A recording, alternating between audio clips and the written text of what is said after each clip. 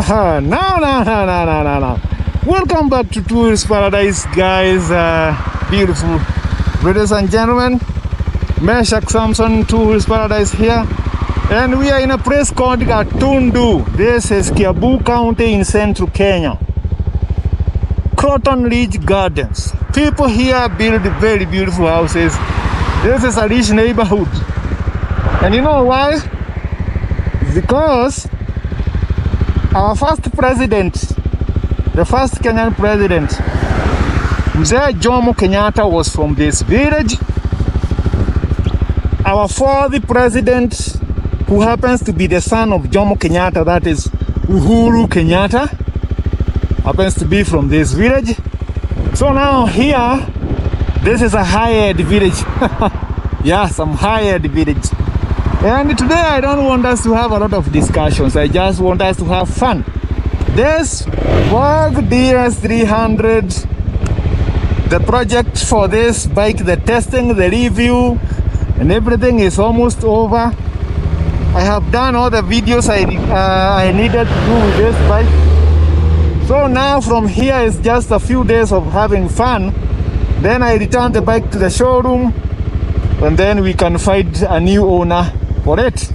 So now from this point, I want us to have a cool ride. I want us to have a cool ride over here in Gatundu, do some twisties, very beautiful village. I don't want us to discuss anything. Technically, I just don't want us to discuss anything. Let's just have fun. Today is all about riding for fun. This is Gatundu, Kiambu County. I'm just buying time to allow some people who are behind me to actually pass. I don't like people being behind me. It looks like they are exiting. Perfect.